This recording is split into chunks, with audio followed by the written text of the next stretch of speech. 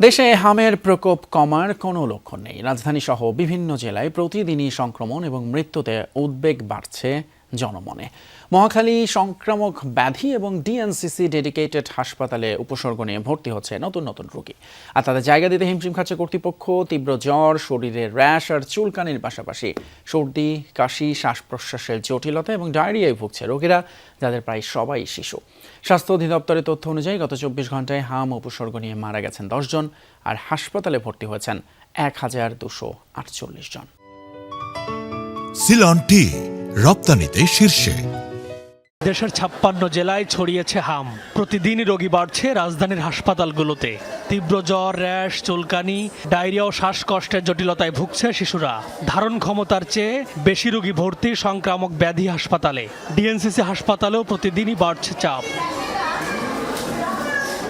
হামে আক্রান্ত বেশিরভাগ শিশুর নিউমোনিয়ায় জটিলতা বাড়ছে, এটি বাড়াচ্ছে মৃত্যুহার। উদ্বিগ্ন অভিভাবকরা পরিস্থিতি সামাল দিতে বেগ পেতে হচ্ছে চিকিৎসকদের। সর্দি কাশি আছে, জ্বর আছে, এরপর আপনার এখন আবার কালকে থেকে একটু হালকা পাতলা পায়খানা করে। জ্বর, ঠান্ডা, সর্দি আছে, হেতে রাইস মানে হাম রোগ ধরা খাইছে। আওতালা আসছিলাম, প্রথমে ওইখানে সিট না থাকায় আমাদের এখানে রেফার করা হয়েছে। 105 জ্বর ছিল, তখন হয়তো বুঝতে পারিনি যে হাম রোগ হবে বা কিছু। তারপর আস্তে আস্তে আর কি ওর শরীরে র্যাশ ওঠা শুরু করলো। এদিকে হামজনিত নিউমোনিয়ার চিকিৎসায় ব্যবহার বাড়ছে বাবল সিপ্যাপ থেরাপির। দেশের বিভিন্ন হাসপাতালের ডাক্তার ও নার্সদের প্রশিক্ষণ দিয়েছে আইসিডিডিআরবি। বাবল সিপ্যাপের উদ্ভাবক জুবায়ের চিশতি জানান, এই থেরাপিতে শিশুর মৃত্যুহার কমবে 70%।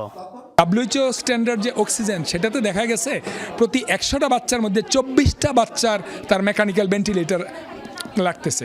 সেখানে এটার মাধ্যমে প্রতি 100টা বাচ্চার মধ্যে 6টা বাচ্চার মেকানিক্যাল ভেন্টিলেটর লাগতেছে। মানে হলো ওইখানে 24টা লাগে, এখানে 6টা লাগে, মানে 4 ভাগের 1 ভাগ। এই জন্যই আমরা বলি যে এটা প্রায় 75% থেকে 80% মর্টালিটিও কমা এবং 75% থেকে 80% ইউজ অফ মেকানিক্যাল ভেন্টিলেশন, মানে হলো ইউজ অফ আইসিইউ কমায় দেয়। নিউমোনিয়ার চিকিৎসায় বিশ্বের বিভিন্ন দেশে বাবল সিপ্যাপের ব্যবহার করা হয়। সাশ্রয়ী এই থেরাপিতে প্রায় 95% শিশুই সুস্থ হয়ে ওঠে। নিউমোনিয়া জনিত যে কোনো শ্বাসকষ্টেই এটাতে দেয়া যাবে, যেখানে বাচ্চার বয়স 1 মাস থেকে 5 বছরের মধ্যে। M A Aziz, Jamuna news, Dhaka.